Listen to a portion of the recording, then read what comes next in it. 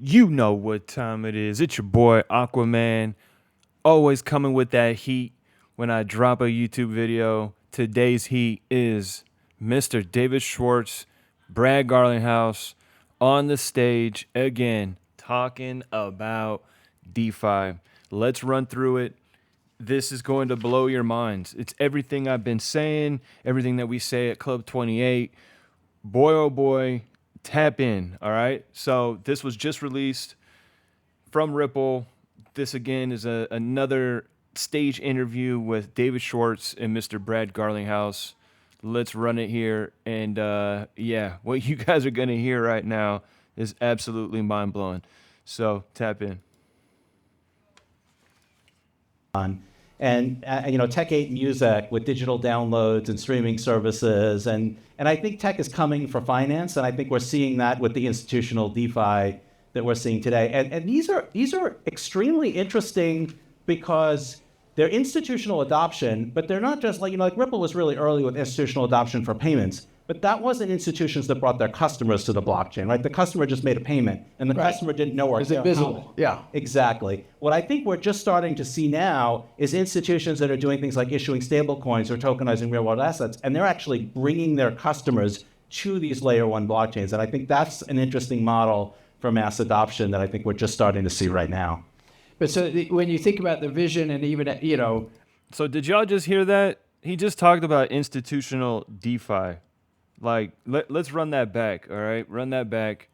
Let's hear what he just said again, because sometimes you got to do that to let the ear hear it, myself included. So let's just run it back. I want y'all to hear this, what he's talking about. Institutions are the ones that are bringing people to crypto. Listen to what he just said. Through institutional DeFi. That we're seeing today. And these are extreme. Tech 8 Music with digital downloads and streaming services, and I think tech is coming for finance, and I think we're seeing that with the institutional DeFi that institutional DeFi we're seeing today. And these are extremely interesting because they're institutional adoption, but they're not just like Ripple was really early with institutional adoption for payments. But that wasn't institutions that brought their customers to the blockchain, right? The customer just made a payment, and the customer didn't know where it's invisible. Yeah, exactly. What I think we're just starting to see now is institutions that are doing things like issuing stable coins or tokenizing real-world assets, and they're actually bringing their customers to these layer one blockchains. And I think that's an interesting model for mass adoption that I think we're just starting to see right now. That definitely interesting. Now, this next portion of this next segment I want to share with you is now let me ask y'all a question. Who is the king of Ethereum? Okay, because what's so funny is this next segment I'm going to share with you. They share someone interesting that was an intern over there at Ripple. Who is the king of DeFi right now? If you've been following my channel and you're tapped in with us at Club 28, you know that Ethereum is the absolute king of DeFi. Listen to this. Listen to who used to work over at Ripple as an intern. Tap in. Off screen, whatever. It doesn't. It's so sad that didn't work out. I mean, can you imagine the great things Vitalik could have accomplished at Ripple? No, but seriously, though, Vitalik had some great ideas about smart contracts on layer one. And at one point, he stayed on Stefan's couch, our CTO at the time, and he shared his ideas. And we were obviously very, very impressed that he had a clear vision, not that far ahead of its time, as it turned out. And he actually, Stefan, Thomas, myself. They're talking about Vitalik. All right. Like, I think I started it a little too soon. Tap in. All right. Listen, they're talking about Vitalik. Oh man, this is wild. Listen. Was it an in. Oh, come on. Why do you want to trip out right now? Turn What are we doing right now? Yeah. There's rumors out there that Vitalik he was an intern at Ripple before I was at Ripple. Yeah. Tell us more about that. Yeah, I mean, it's so sad. By the way, we are way off screen. Whatever. It doesn't. It's so sad that didn't work out. I mean, can you imagine the great things Vitalik could have accomplished at Ripple? No, but seriously, though, Vitalik had some great ideas about smart contracts on layer one. And at one point, he stayed on Stefan's couch, our CTO at the time, and he shared his ideas, and we were obviously very, very impressed that, he had a clear vision, not that far ahead of its time, as it turned out. And he actually, Stefan, Thomas, myself, Arthur Brito at times, and Vitalik talked about like bringing layer one smart contracts to our design. And interestingly enough, there were a variety of reasons why we didn't grab onto that idea back then. I guess you could argue we're a little late to the party talking about that now. But I think, it would have been, it's an interesting counterfactual to imagine if Vitalik had persuaded Stefan, Arthur, and I to build smart contracts into layer one on the XRP ledger in the early days. But I think what we were concerned with is that it would, and you can see this with Ethereum, that it causes the transaction fees to go up, and it reduces the transactions per second, and it does have costs. And obviously you can argue about, obviously there's benefits as well. Well, so Exactly. It's still the king of DeFi, but it's just so interesting and funny how they're all interconnected. Vitalik used to be an intern over at Ripple. Now, if you've been tapped in on all the videos I've done on the different DEXs on the XRPL, or if you're tapped in with Club 28, you've heard of Orchestra Finance. Now, I'm going to fast forward here. Tap in, listen to what David Schwartz mentions about Orchestra Finance. It seems like they got some pretty deep ties with Ripple, but definitely, form your own opinion. Tap in. What was it that changed your view? Because historically, that's something we have not leaned into as a company. Obviously, the XRPL community can do things independent of us, but what was it for you that made you feel like, hey, this is something we should support going forward?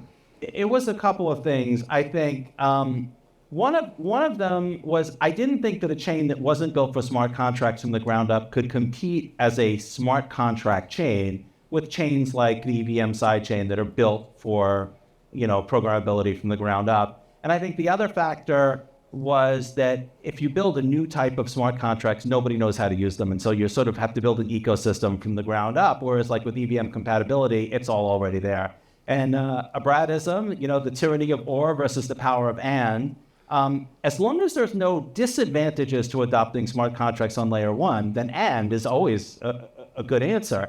And so my concern was that there were some disadvantages to adopting smart contracts right at layer one. Fee instability, loss of transactions per second, and also just sort of data bloat. If you have a useful smart contract, it has to have a lot of information. And so those were the reasons why historically I didn't think smart contracts on the XRP ledger layer one made sense, because it couldn't compete with smart contract platforms. A couple of things have changed my opinion very recently, but I think the big one is that not being able to compete as a smart contract platform with like an EVM chain is like the wrong mental model to have. The question is not, does it allow you, it's like, I don't know, adding more cargo capacity to a car. Can it compete with a truck? Probably not. But still, there's people who like to carry around a lot of stuff in their cars, and being able to carry around more stuff is good. Right. And so I think what convinced me was people who said, look, your AMM implementation is great, but it doesn't do exactly what I need. Your NFT implementation is great, but it doesn't have this weird thing that I need. And if you gave me just a little bit of smart contract capability, just a little bit, not the whole thing, you're not trying to compete as the best smart contract platform, but you're trying to say, instead of being able to target 80% of the use cases with fixed function transactors, we can target 80% and then maybe another 15% with just a little bit of smart contracts. And then if we get confidence it's working well, TPS is okay, fees are stable, then we can add more and have a base to build off of. And that argument was persuasive with me. And I have to credit Legato at Orchestra Finance, who basically championed that argument with... Did you guys hear that? Legato over at Orchestra Finance was arguing this with Mr. David Schwartz and finally got him persuaded. So... yeah, I thought that was pretty interesting for sure. The last part here I want to touch on is what Brad Garlinghouse is talking about, and it just goes hand in hand with everything I've been saying about why this real USD stablecoin is getting released. It has everything to do with DeFi and institutional DeFi, and he touches and kind of gives a description of how the real USD stablecoin is going to be used out of his own mouth. So tap in. Let me fast forward to here to the part, but some more interesting, great information, and just more verification that institutional DeFi and DeFi is the absolute future of crypto. Investment in more attention around more recently. Share your thoughts on why that's critical to the future of I guess, DeFi and, where the XRPL is? That it does a lot of different things. Most people's focus on the automated market maker is that it provides additional liquidity. That's important in a lot of cases. So we have a DEX already that has a central limit order book. So it's not like there's no liquidity. So on many platforms, there's no other way to get liquidity. But they have different strengths and weaknesses. An order book is really good for very popular pairs, like XRP to RLUSD when RLUSD is launched. Probably the order book will be pretty good for that. We'll talk more about RLUSD. There'll be liquidity there. It'll be good for exchange. It'll be pretty good for exchange. But you have a long tail. So let's say there's hundreds of smaller projects that have assets. You have real-world assets, tokenized real-world assets.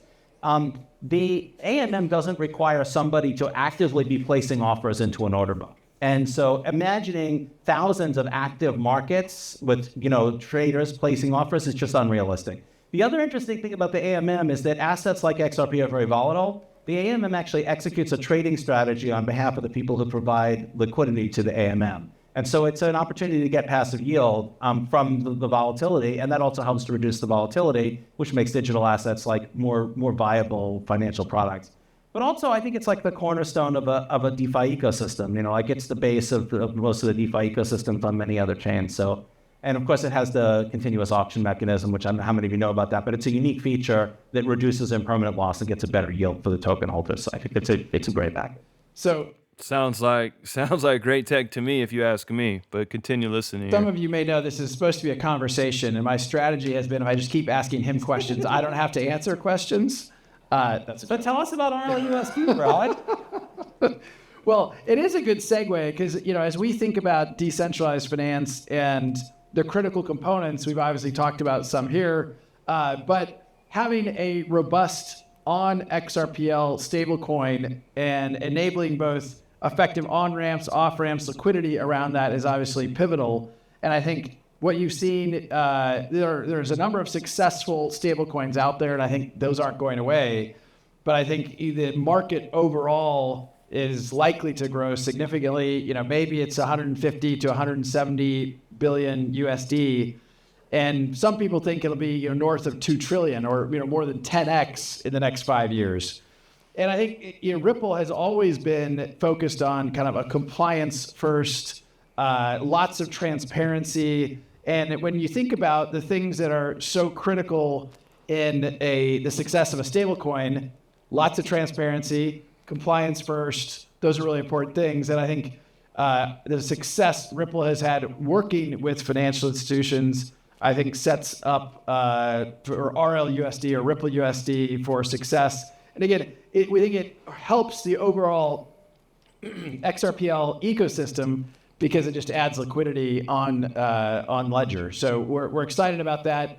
We are very close to, I think earlier today, somebody asked me for a timeline. I just said weeks, not months, because of, but we're getting there pretty quickly. And we just want to make sure So when he's talking about adds liquidity on Ledger, hear him out one more time. Let me run that back. He said it pretty quickly. On Ledger. So we're excited about that. I think it helps the overall XRPL ecosystem because it just adds liquidity on Ledger. So it adds liquidity because you're earning yield by deploying your XRP into a liquidity pool that's XRP and real USD stablecoin. So the real USD stablecoin is going to help bring liquidity to the XRPL. So that is what's going to end up happening. That's how we get XRP to a super high price, okay? Until then, we won't see it. Right now, if you look at DeFi Llama, XRP sitting around probably $14, $15 million compared to the top dog, Ethereum. Ethereum is sitting around $49 billion right now, $50 billion. And the total value locked in DeFi as a whole is around 85 billion right now, roughly. So until we get all this liquidity getting poured into the XRPL, we won't see XRP do anything price-wise. But I have confidence that we will see it. I definitely think I definitely have the confidence, is what I'm trying to say, that XRPL will be utilized by these institutions. I strongly believe. That's not financial advice. God knows the future, but I definitely, honestly, wholeheartedly, feel in my soul that this XRPL is definitely going to get utilized. So, to each their own, use your own discernment. Again, not financial advice. But listen, if you want to know how to get your XRP working for you right now, or all of your digital assets, that you have in your portfolio, would I recommend deploying all of them? No. What I meant is getting all of the digital assets that you have in your wallet working for you right now, as opposed to all of it sitting in cold storage, collecting digital dust when they were meant to be surfing on some AMMs earning you yield. Yes, there are things like impermanent loss, but inside Club 28, we mitigate and show strategies. We show mitigating strategies, okay, on how to duck and dodge impermanent loss. And boy, oh boy, club members inside are earning and moving and grooving, all right? So listen, your digital assets, again, were not meant to be just parked in cold storage. These institutions do not want to get involved in crypto so they can just park their XRP on some cold storage wallets. No, they want to get their XRP earning yield for them while they're moving money around the world. So listen, tap in with us, Club 28, if that sounds like something that's interesting to you. We help so many people happy with us. Go and check out our website, check out the reviews. If you want to go ahead and check that out, that sounds something interesting to you, check out the description in this video. I'll have the link there below. And I hope to see you guys on the inside of Club 28. Much love to everybody. Later.